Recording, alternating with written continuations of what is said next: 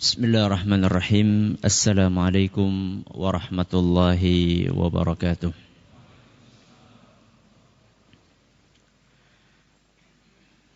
Alhamdulillahi rabbil alamin. Wabihi nasta'inu ala umuri dunya waddin. Wa sallallahu ala nabiyyina Muhammadin wa ala alihi wa sahbihi ajma'in. Amma ba'd. Kita panjatkan puja dan puji syukur kehadirat Allah Tabaraka wa Ta'ala. Pada kesempatan malam yang berbahagia kali ini, kita masih kembali diberi kekuatan, kesehatan, hidayah serta taufik dari Allah Jalla wa Ala, sehingga kita bisa kembali menghadiri pengajian rutin tafsir kita ini di Masjid Agung Darussalam Purbalingga. Kita berharap semoga Allah Tabaraka wa Ta'ala berkenan untuk melimpahkan kepada kita semuanya ilmu yang bermanfaat, sehingga bisa kita amalkan sebagai bekal untuk menghadap kepada Allah Jalla wa Ala. Amin ya Rabbal Alamin. Salat dan salam semoga senantiasa tercurahkan kepada junjungan kita Nabi besar Muhammad sallallahu alaihi wasallam, kepada keluarganya, sahabatnya, dan umatnya yang setia mengikuti tuntunannya hingga hari akhir nanti. Jamaah sekalian yang kami hormati dan juga segenap pendengar Radio Insani 102.2 FM di Purbalingga dan sekitarnya, para pendengar Radio Roja di Jakarta, di Bandung, di Lampung, di Berau, dimanapun Anda berada, para pendengar Radio Bas FM di Surutigo dan sekitarnya, Radio Al-Hikmah di Banyuwangi dan sekitarnya, juga para pemirsa Yufi TV yang semoga senantiasa dirahmati oleh Allah Azza wa Jalla. Seperti biasanya, sebelum kita memasuki tafsir ayat selanjutnya, kita akan belajar membaca surat At-Tin untuk mengulangi hafalan, sekaligus mungkin ada beberapa yang belum pas bacaannya, dan juga sedikit-sedikit belajar tajwid. Kemarin kita belajar satu hukum tajwid, apa namanya? Mat tabi'i. Mat apa? Tabi'i. Berapa harokat? 2. Nanti kita ambil dikit-dikit. Lama-lama mudah-mudahan kita bisa membaca dengan benar. A'udzu billahi minasy syaithanir rajim.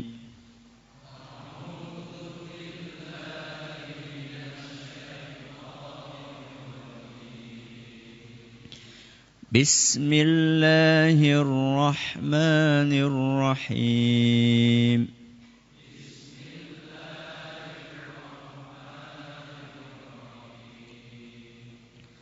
والتين والزيتون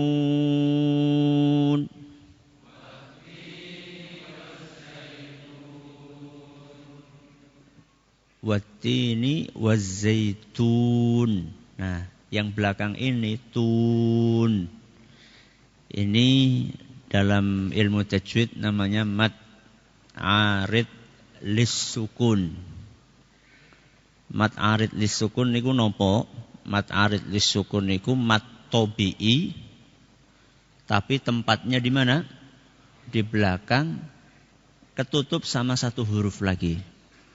Perhatikan, wattini wazzaitu. Tu niki mad tabi'i kan? Cuman ketutupan huruf napa? Nun. Ini namanya mad arid lis-sukun. Mad tabi'i di belakang, tapi ketutupan huruf lain. Wattini wazzaitun. Cara bacanya panjenengan boleh milih. Boleh pendek, maksudnya 2, boleh agak panjang 4, boleh panjang banget 6. Fleksibel. Boleh 2, panjangnya boleh berapa? 4, boleh 6. Dua gimana Ustaz? Wattini wazzaitun. Cuma dua. Kalau empat, wattini wazzaitun. Kalau enam, wattini wazzaitun. Mau panjang apa pendek? Panjang. Fleksibel. Cuman kata sebagian ahli tajwid, kalau memang mau pendek ya seragam, pendek semuanya. Kalau mau pertengahan ya pertengahan. Kalau mau panjang ya panjang. Karena semua akhir dari ayat, setiap ayat dari surat At-Tin ini semuanya belakangnya mad arid disukun. Jadi ayat pertama wattini wazzaitun waturisi nin. Itu semuanya mad arid disukun. Jadi kalau dari awalnya dua ya semuanya dua. Kalau dari awalnya empat ya semuanya empat. Sebaiknya seperti itu. Ya. Wattini wazzaitun. Terus waturisi nin.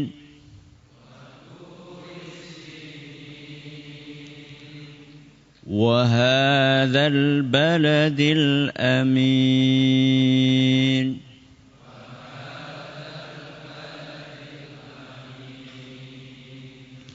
لقد خلقنا الإنسان في أحسن تقويم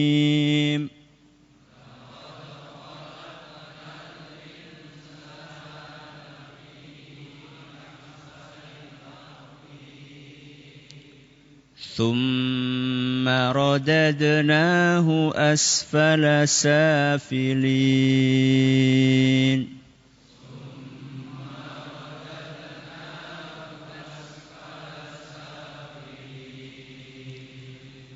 إلا الذين آمنوا وعملوا الصالحات فلهم أجر غير ممنون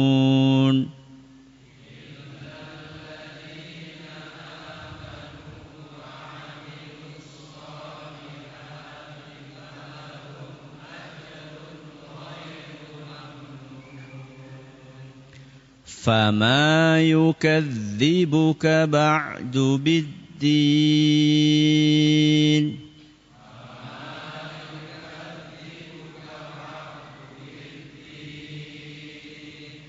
أليس الله بأحكم الحاكمين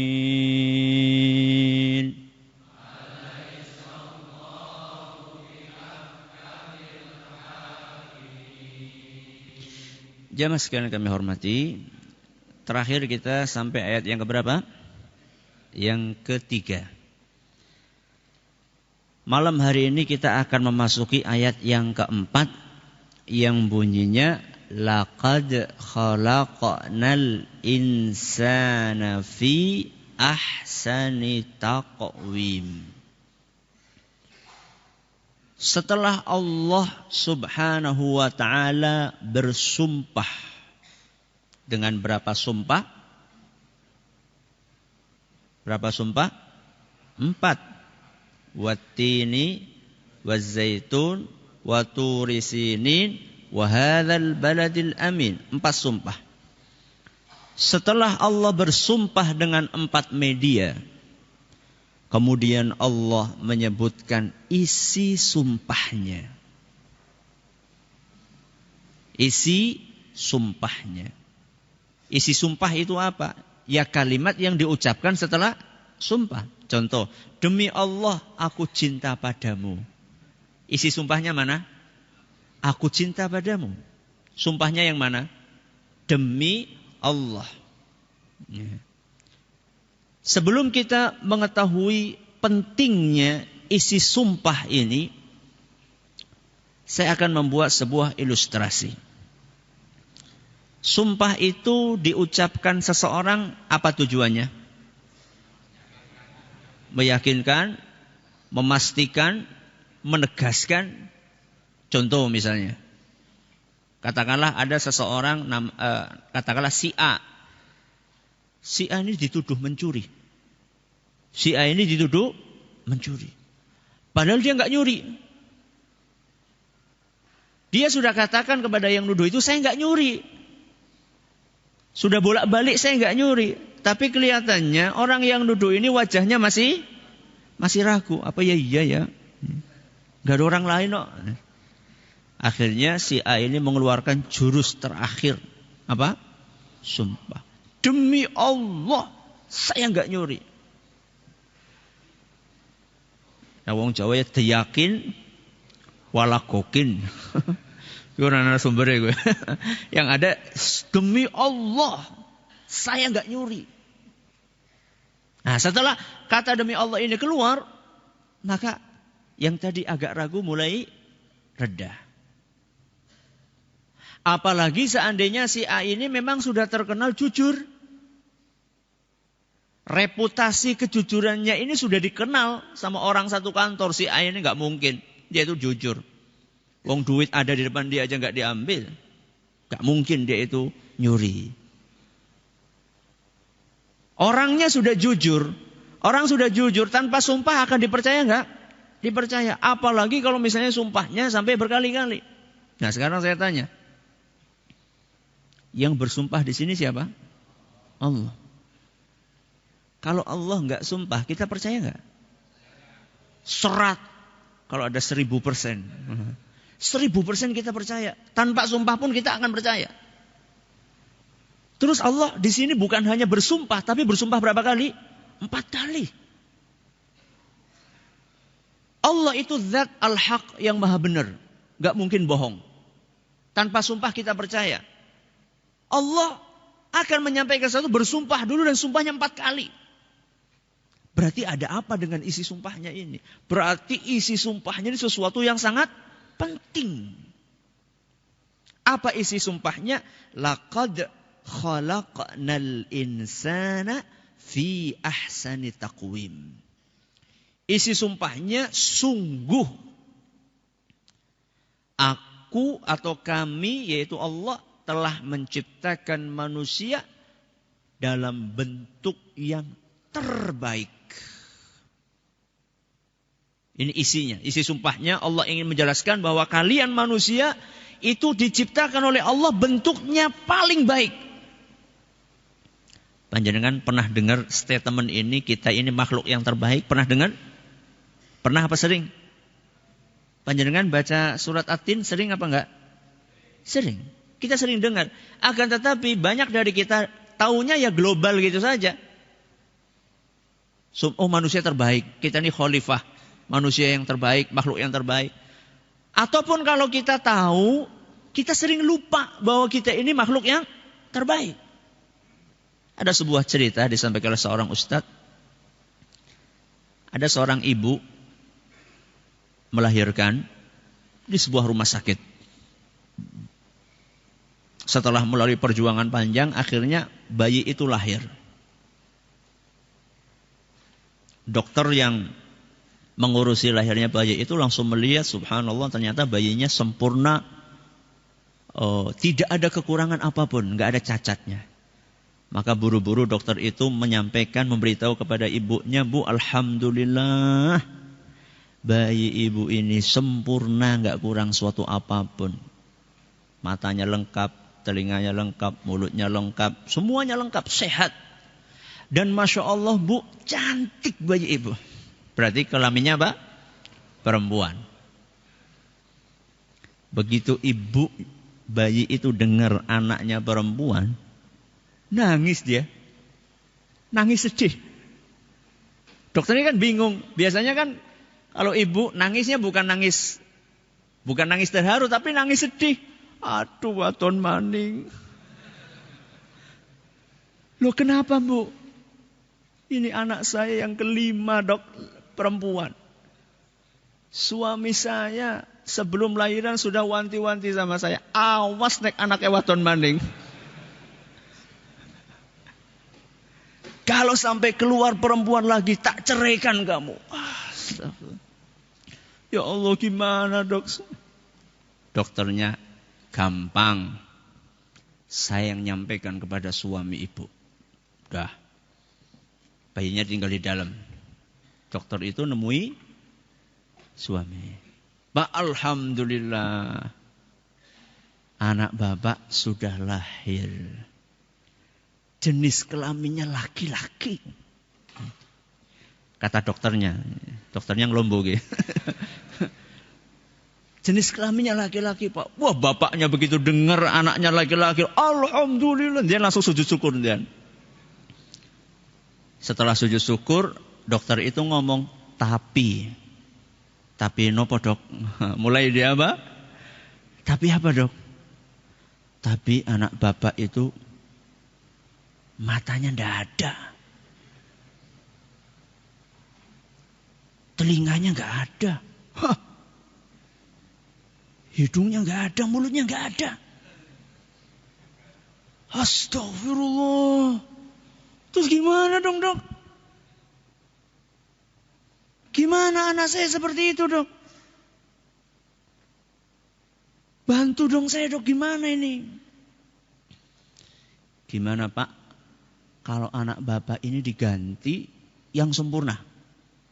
Telinganya ada, matanya ada, mulutnya ada, hidungnya ada. Tapi perempuan pak, gimana? Udah gak apa-apa dok, gak apa-apa perempuan. Tolong anak saya diganti dok. Subhanallah. Kita ini sering lupa bahwa anak kita, diri kita itulah makhluk yang sempurna. Makanya tegas sekali dalam Al-Quran Allah mengatakan laqad khalaqnal insana fi ahsani taqwim. Ahsan itu artinya apa sih? Ahsan itu artinya paling. Ya. Paling baik, paling indah, paling cantik, paling ganteng, paling bagus. Kalau takwim artinya apa Ustaz? Ada perbedaan pendapat di antara ulama tafsir mengenai makna takwim. Akan tetapi mayoritas ulama salaf mereka menafsirkan takwim itu dengan bentuk fisik. Bentuk fisiknya manusia. Jadi manusia itu diciptakan oleh Allah memiliki bentuk fisik yang paling baik. Paling baik dibandingkan siapa? Makhluk lain itu makhluk bumi apa langit? Bumi apa langit? Bumi dan langit.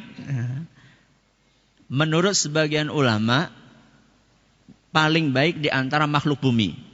Menurut sebagian ulama. Yakni lebih baik dibandingkan binatang, lebih baik dibandingkan tetumbuhan, lebih baik dibandingkan gunung, lebih baik dibandingkan jin. Pokoknya makhluk yang ada di bumi. Sebagian ulama yang lain mengatakan enggak. Lebih baik dari seluruh makhluk termasuk makhluk yang di langit. Contohnya bulan. Bulan sama manusia bagus mana? Manusia apa bulan? Cantikmu bagaikan rembulan. Cantik mana coba? Rembulan apa manusia? Ada kisah menarik disebutkan oleh seorang ahli tafsir dalam kitab Ahkamul Quran karya Imam Ibnul Arabi. Dahulu kala ada seorang namanya Isa. Namanya Isa bin Musa al-Hashimi. Orang hidup pada zaman itu namanya Isa bin Musa al-Hashimi. Katakanlah Isa misalnya. Bukan Nabi Isa ya. Orang namanya siapa? Isa.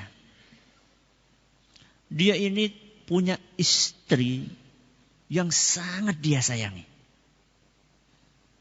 Luar biasa cinta dia sama istrinya. Suatu hari Isa ini pengen memuji istrinya. Kata Isa, wahai istriku, kalau engkau tidak lebih cantik dibandingkan bulan, engkau sudah aku jatuhi talak 3. Ini orang pengen muji istrinya. Dia menganggap istrinya lebih cantik dibandingkan apa? bulan. Kata dia, kalau misalnya kamu, wahai istriku, enggak lebih cantik dari bulan, sudah saya jatuhi kamu talak 3. Tak ceraikan 3 sekaligus. Tapi karena kamu menurut saya itu lebih cantik dari bulan, maka saya enggak jatuhkan cerai. Tapi begitu istrinya dengar kayak gitu, dia langsung kaget. Langsung dia tutup pintu kamar. Dia bilang, wahai suamiku, engkau udah ceraikan aku. Masa aku lebih cantik dibandingkan bulan? Jadi istrinya menganggap bulan itu lebih cantik. Sedangkan suaminya menganggap istrinya lebih cantik daripada bulan. Terus ini siapa yang mau diambil pendapatnya? Ini masalahnya udah di ujung tanduk, ini cerai. Dan cerainya bukan cerai sekali. Langsung dia katakan cerai 3. Talak 3 itu resikonya, kalau betul-betul divonis talak 3, maka tidak halal untuk dinikahi lagi. Kecuali setelah dinikahi orang lain dan orang lain itu menceraikan wanita itu. Dan pernikahan yang baru ini bukan pernikahan sandiwara. Tapi betul-betul nikah kemudian cerai. Dan itu jarang. Nah, apalagi kalau wanitanya cantik. Wah, rezeki nomplok itu. Nah. Akhirnya dia kan malam itu gak bisa tidur. Dia sedih sekali. Ya Allah, gimana? Istriku yang sangat aku cintai. Makanya hati-hati dengan kata-kata cerai. Nah, ada sebagian orang gampang-gampang tak pegat. Tirik pegat. Kayak dolanan pegat itu. Nah, hati-hati. Ya, hati-hati. Akhirnya pagi harinya Isa ini menemui khalifah. Namanya Al-Mansur. Raja saat itu. Dia cerita, wahai khalifah. Cerita tentang kejadian semalam. Dan dia katakan, wahai khalifah, kalau benar-benar istri saya ini sudah dijatuhi talak, saya akan sedih seumur hidup dan lebih baik saya mati daripada hidup. Saking cintanya kepada istri. Akhirnya khalifah ini kumpulkan para ulama. Khalifah ini minta fatwa kepada ulama. Dan inilah seharusnya yang dilakukan oleh pemerintah. Kalau ada masalah itu tanya kepada ahlinya. Ya. Ini masalah agama, tanya kepada ahli agama. Kumpulkan para ahli fikih. Kemudian disampaikan permasalahan itu dan mayoritas semuanya mengatakan cerai. Lemes itu Isa itu. Semuanya hampir mengatakan bahwa menurut para ulama itu rata-rata mereka mengatakan bahwa bulan itu lebih cantik, lebih sempurna daripada manusia. Daripada istrinya itu. Tapi kemudian khalifah ini lihat ada satu ulama yang diem. Yang lainnya pada ngomong, dia diam. Muridnya Imam Abu Hanifah. Kemudian dia tanya, saya lihat kamu kok diam saja. Apakah kamu punya pendapat yang berbeda? Kemudian ulama tadi berkata, dia langsung menjawab, mengawali jawabannya dengan membaca ayat Al-Quran. Bismillahirrahmanirrahim. Wattini wazzaitun. Waturisi nin wa hadzal baladil amin laqad khalaqnal insana fi ahsani taqwim. Wahai khalifah, Allah di dalam Al-Quran mengatakan manusia itu makhluk yang paling baik. Berarti apa yang diucapkan oleh si Isa ini betul. Bahwa istrinya ini lebih cantik dibandingkan bulan. Karena manusia lebih utama, lebih istimewa, lebih sempurna dibandingkan bulan. Nah, begitu mendengar ucapan ini, khalifah ini langsung, ini nih yang benar nih. Padahal di hadapan sekian puluh ulama, atau nggak tahu di situ nggak disebutkan jumlah, sekian puluh apa sekian ratus ulama. Ini yang benar ini. Ya. Kenapa khalifah cenderung kepada pendapatnya ulama yang satu ini? Karena dia pakai dalil. Dia bawakan ayat Al-Quran. Dan kalau hukum itu kan harus ada apanya? Landasannya, dasarnya. Oh benar ini. Sudah, saya putuskan istri kamu gak jadi cerai. Seneng ya boleh. Makanya para ulama mengatakan sebagian bahwa manusia itu lebih baik sampai pun dibandingkan makhluk-makhluk yang ada di mana? Yang ada di langit. Ya. Maka dari sini kemudian kita perlu untuk mengetahui keindahan tubuh kita. Ya. Kadang-kadang kita melihat takjub dengan gunung. Kadang-kadang kita takjub dengan awan. Kita kadang takjub dengan sunset. Nah, apa sunset? Matahari terbenam, bela-belain berangkat dari sini. Pagi-pagi sebelum subuh, kemudian manjat kemana? Ke Gunung Slamet, pengen lihat sunset. Wah, indah banget. Ya. Kadang-kadang kita melihat bunga. Ya. Bunga, ya Allah, bunga ini kok indah banget. Kadang-kadang kita ngelihat ada ikan yang luar biasa indahnya. Dan kita berdecak kagum. Dan kemudian kita katakan subhanallah, luar biasa ciptaan Allah. Dan itu enggak salah, enggak apa-apa. Memang Allah menciptakan makhluk-makhluk itu sebagai tanda kebesaran Allah. Tapi anehnya, kita ini lupa dengan sesuatu yang paling dekat dengan diri kita. Masa untuk mengetahui keagungan Allah kita harus manjat gunung Slamet? Di rumah kita sudah bisa mengetahui keagungan Allah. Di mana? Dalam diri kita. Makanya Allah Subhanahu wa taala berfirman dalam surat Az-Zariyat ayat 21. Surat apa? Az-Zariyat ayat 21. Dalam ayat tersebut Allah berfirman wa fi anfusikum. Dan di dalam diri kalian sendiri itu ada tanda-tanda kebesaran Allah. Afala tubsirun? Kenapa kalian tidak memperhatikannya? Jadi di dalam diri kita ini sudah ada tanda-tanda kebesaran Allah. Kenapa kita tidak perhatikan? Ustaz, keajaiban manusia itu fisik luarnya apa dalamnya? Luar dalam. Ya. Luar dalamnya, luarnya, ya, bentuk fisiknya manusia, luarnya itu paling indah, paling proporsional dibandingkan makhluk yang lainnya. Coba bandingkan manusia dengan cecek. Bandingkan manusia sama cecek. Kalau lebih besar lagi, bandingkan manusia sama ayam. Gimana? Bagus mana? Manusia. Ya wis tambah gede maning sama mbek. Bagusan mana? Manusia. Udah yang agak mahal dikit. Jaran, kuda, bagus mana? Tetap bagus manusia. Kalau nggak percaya coba, nuhun sewu ya, coba ambilkan manusia yang ora pati yang ganteng, dijejerakan karo jaran sing paling ganteng, gimana? Tetap manusia lebih baik. Ya, bukan dalam rangka untuk merendahkan apa? Manusia, bukan dalam rangka untuk merendahkan kuda, enggak. Akan tetapi inilah kenyataannya. Ya. Bukan hanya postur tubuhnya saja, termasuk organ-organ yang ada dalam diri kita, itu luar biasa. Kita punya 2 tangan, kita punya 2 kaki, kita punya telinga, kita punya mata, kita punya mulut. Ya. Tangan kita ada apanya? Ada jari-jarinya. Jari ini bisa genggam, bisa buka, bisa buat pegangan, bisa buat makan. Apa ada manusia atau makhluk selain manusia yang seperti itu? Kita kasih contoh. Kita kasih contoh 2 luar, 2 dalam. Atau sedapatnya lah. Kita contoh luar misalnya, jari. Jari ini. Mungkin ada sebagian orang mengatakan, jari ini kok dawane ora pada ya. Nah. Sebagian orang mengatakan enggak proporsional. Kenapa enggak panjangnya apa? Sama saja.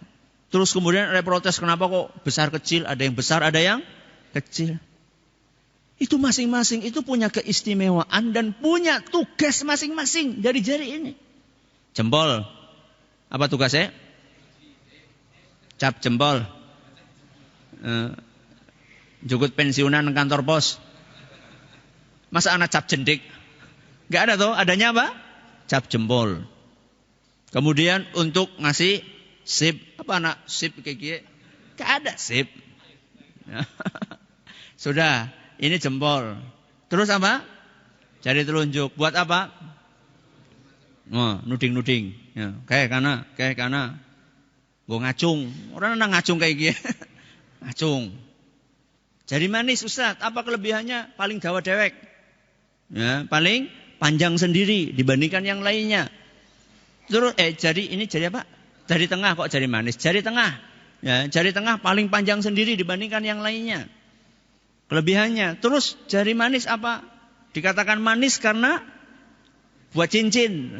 Makanya namanya manis. Lah jentiknya apa Ustaz?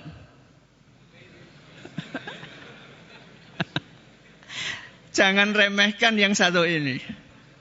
Yang satu ini luar biasa untuk menjaga kebersihan. Kebersihan apa? Kebersihan telinga, kebersihan hidung. Coba kalau nggak ada jentik, gimana coba? Nggak ada jari kelingking ini, gimana kita mau ngupil? Gimana kita mau korek-korek kuping? Ada satu lagi fungsinya, apa lagi? Sing duwe ayam. Apa?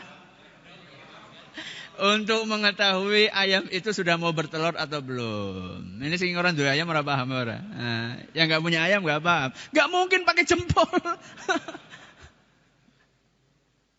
Subhanallah. Ini baru bicara apa? Jari. Belum kalau kita bicara tentang ini jari yang ada di bawah. Belum kalau kita bicara tentang yang ada di kepala kita. Telinga lah, telinga ini. Subhanallah. Kita belum bicara fungsinya telinga untuk mendengar. Itu jelas itu fungsinya. Tapi kita baru ngelihat penampilan luarnya itu sudah bagus banget telinga itu. Perhatikan ya. Anggota tubuh kita itu ada yang bertulang, ada yang tidak. Yang enggak bertulang contohnya apa? Lidah.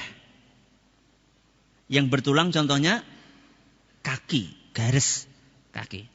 Coba lihat, telinga ini Allah tidak bikin seperti lidah yang tanpa tulang. Nek telinga kita nggak ada tulangnya kepriwe? Kewer-kewer kan? Coba perhatikan, kalau ini nggak ada tulangnya nggak bisa berdiri, kewer-kewer. Tapi oleh Allah supaya berdiri dikasih tulang, tapi tulangnya tulang lunak, nggak seperti tulang kaki. Coba kalau tulang di sini kayak kaki, apa kesulitannya? Kalau panjenengan sare, kalau panjenengan tidur miring gimana rasanya? Lara loh. Subhanallah. Ini kita bicara telinga. Belum kita bicara mata kita. Indah sekali matanya manusia. Warnanya ada dua. Ada hitamnya, ada putihnya. Coba kalau warnanya putih semua. Atau hitam semua. Itu baru warnanya, belum ukurannya. Sebagian orang loh, pantaku semono jajar kayak bal apa? Bal kasti. Bayangkan. Juga nggak dikasih sama Allah kecil, enggak. Proporsional bentuknya. Belum lagi dilengkapi oleh Allah dengan alis. Kemudian dilengkapi juga dengan bulu mata. Di antara manfaatnya kata para ahli kesehatan untuk menghalangi debu, menghalangi air. Makanya ibu-ibu ya nggak usah dikerik, ya nggak usah dikerik itu alis, ya. Ya mungkin dianggap lebih cantik, tapi kalau misalnya pas lagi kena air medeni bu, orang alisnya. Ya. Kemudian kalaupun ternyata sudah dikasih ini sama Allah. Sudah dikasih bulu mata untuk menghalangi debu kotoran. Kalau ternyata ada juga yang masuk, ada nggak yang masuk kadang-kadang? Ada. Itu binatang apa namanya? Sambar mata, mimi apa ya namanya? Binatang sambar mata itu yang kecil itu kalau sore-sore. Itu kalaupun masuk masih ada alat yang memang Allah beri di dalam mata untuk mengeluarkan itu. Apa itu? Air mata. Kedip, kedip, kedip, kedip. Manusia sehari kedipnya berapa kali sih? Sebagian pakar menghitung kita itu dalam sehari kedip 9.000 kali. Sehari. Ya. Ini kita bicara luar, ya, bicara luar. Kalau dalam gimana Ustadz? Masya Allah. Kalau dalam itu ya Allah, kita nggak akan ada habisnya kalau bicara masalah daleman kita. Ya. Kita mulai dari perut kita saja. Kita kasih satu contoh namanya jantung. Jantung ini salah satu organ yang sangat vital di dalam tubuh kita. Dan jantung ini ibarat pompa mesin yang bekerja siang malam nggak ada capeknya. Karena fungsi jantung itu adalah untuk memompa oksigen dan nutrisi makanan ke seluruh tubuh lewat darah. Jadi ada nafas, ada makanan masuk, jantung itulah yang mendistribusikan, dipompa. Dan jantung ini rumit dalemannya. Otot-otot yang ada dalam jantung ini bekerja secara otomatis dan sistematis. Jadi selalu bekerja sendiri, nggak usah pakai on, nggak usah pakai off. Nggak seperti kita, kalau lampu nyala lupa nggak nyalain mati. Jantung enggak, dia akan terus sendiri. Otomatis dia akan bergerak. Walaupun kadang-kadang jantung ini dipengaruhi oleh kondisi psikologi seseorang. Makanya kadang-kadang kalau kita lagi sedih, sesek. Jadi kondisi psikologis kita itu mempengaruhi. Makanya dari situ sebagian ahli kesehatan mengatakan orang-orang yang jantungan, ya, sing sabar, ya. Apa hubungannya? Ya. Yang sabar, yang dekat sama Allah Subhanahu wa ta'ala. Kalau orang dekat sama Allah, segala sesuatunya akan tenang, akan damai. Maka jantungnya akan bisa bekerja dengan maksimal. Jadi setiap hari jantung itu terus berdetak. Normalnya dalam 1 menit jantung kita ini berdetak 60 sampai 100 kali. Itu per apa? Per menit. Berarti kalau sehari berapa? 100.000 kali. Panjenengan sudah berapa hari hidup di dunia? Setiap hari 100.000. Mesin mana yang kuat seperti itu? Dan ini kalau misalnya jantung yang 100.000 kali mompa, itu kalau misalnya disetarakan dengan air, itu seperti memompa 2.000 galon air. Sedina ngisi galon berapa? 2.000. Coba yang punya mesin UV atau RO. Berapa galon sehari? Setiap hari. Ustaz, berarti jantungnya gede banget Ustaz ya mesinnya. Ya Allah. Ukuran jantung itu laki-laki sama perempuan beda. Laki-laki lebih besar. Laki-laki itu paling ukuran jantungnya 300 gram. Perempuan 200 gram. Sepira? Segini. 3 on. Setiap hari bekerja 100.000 kali. Sampai kapan Ustaz? Sampai jantung itu berhenti. Kalau sudah berhenti berarti mati. Selesai sudah. Ini baru bicara jantung. Itu dalam perut kita. Di perut kita nggak cuma jantung. Di perut kita ada liver. Ada apa lagi? Ada paru-paru, ada ginjal, ada usus. Usus besar, ada usus kecil. Belum yang lain-lainnya. Wa fi anfusikum afala tubsirun. Betul kata Allah Subhanahu wa taala. Di dalam diri kalian itu ada tanda-tanda keagungan Allah. Kenapa kalian tidak memperhatikannya? Itu baru isi perut, belum isi kepala. Apa isi kepala? Otak. Ya. Otak itu kalau dilihat penampilan luarnya kayaknya biasa-biasa saja kan ya. Plungker gitu saja kan. Tapi subhanallah ternyata otak tersebut terdiri dari bagian-bagian yang sangat rumit dan fungsinya beda-beda. Kata sebagian pakar kesehatan, otak itu terdiri dari sel-sel syaraf. Ya, jadi di dalam otak itu ada apanya? Sel-sel sarafnya. Istilah kesehatannya itu neuron. Tahu nggak berapa jumlah neuron di dalam otaknya manusia? Saya baru baca tadi, jumlah neuron sel syarafnya manusia itu ada 100 miliar. Berapa? 100 miliar sel syaraf. Panjenengan bisa bayangkan. Mengumpulkan 100 miliar syaraf dalam satu tempat. Dan itu saling nyambung satu sama lainnya. Saya punya teman dokter spesialis bedah syaraf. Aku udah bisa bayangkan pegawaiannya. Kalau bedah tulang bais mumet apa nih? Bedah apa? Syaraf kok dibedah? Syaraf itu ngelihatnya harus pakai apa jenenge? Mikroskop.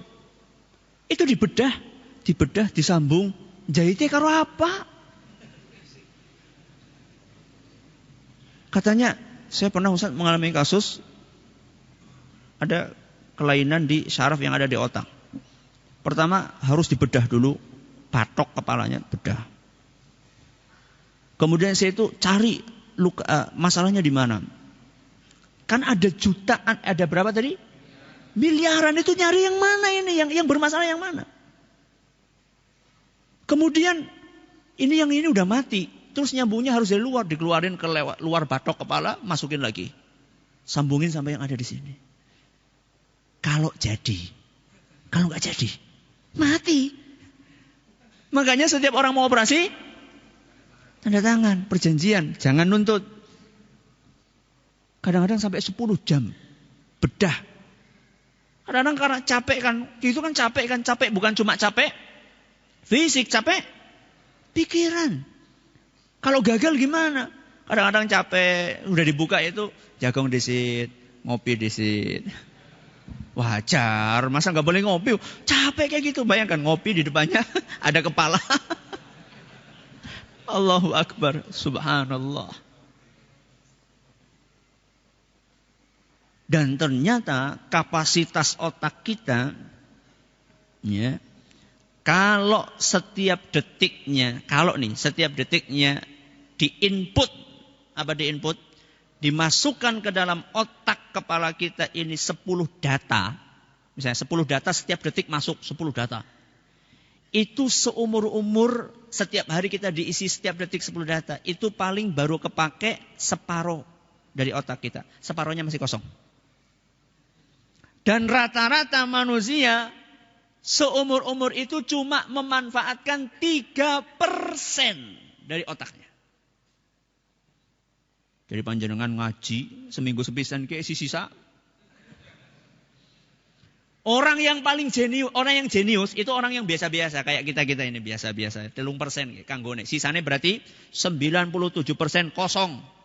Orang kanggo dalam tanda kutip. Orang yang jenius pol-pole 4%. Coba canggih mana? Otak apa komputer? Komputer yang paling canggih kalah sama otak. RAM-nya otak itu berapa juta gigabyte. Allahu Akbar, wa fi anfusikum afala tubsirun. Di dalam diri kalian ada tanda-tanda kekuasaan Allah. Kenapa kalian tidak memikirkannya? Ya. Dan dengan otak ini kita bisa mengalahkan banyak makhluk. Dengan otak ini kita bisa bisa terbang lebih tinggi dari burung dengan pesawat. Otak. Kita bisa lari lebih cepat dibandingkan apa yang paling cepat? Cheetah. Lebih cepat dengan apa? Ferrari. Otak. Kita bisa mengangkat lebih berat dibandingkan barang yang diangkat oleh gajah Afrika. Dengan apa? Keren. Ya. Apa coba? Otak. Wa fi anfusikum afala tubsirun. Ya. Makanya betul-betul laqad khalaqnal insana fi ahsani taqwim. Sampai di sini pengajian kita, dan sebelum kita tutup saya memohon keikhlasan jamaah sekalian untuk mendoakan, ya. Pondok ini sedang dalam proses perluasan lahan. Ya, sedang dalam proses perluasan lahan. Negosiasinya agak alot.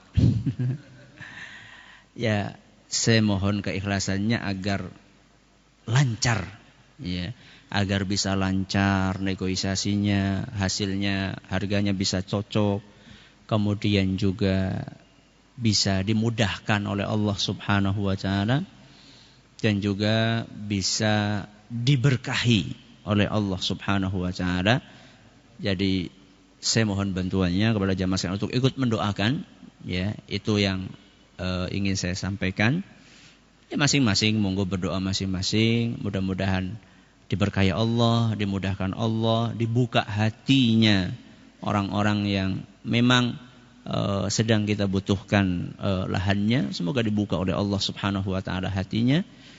Dan satu orang mungkin saya nggak tahu, barangkali dari sekian ratus atau ribu yang hadir atau dari para pendengar, saya nggak tahu doanya siapa yang dikabulkan. Mungkin saya udah berdoa lama tapi gak dikabul-kabulkan. Panjenengan mungkin doa sekali langsung dikabulkan. Jadi kita sama-sama untuk berdoa kepada Allah agar sekali lagi dimudahkan oleh Allah Azza wa Jalla, kemudian diberkahi oleh Allah Subhanahu wa taala. Allahumma amin. Nuwun sewu, nanti pada Isya belum lagi ada tanya jawab karena kondisi kesehatan. Semoga Allah Subhanahu wa taala menerima amal saleh kita semuanya. Terima kasih atas perhatiannya. Mohon maaf atas segala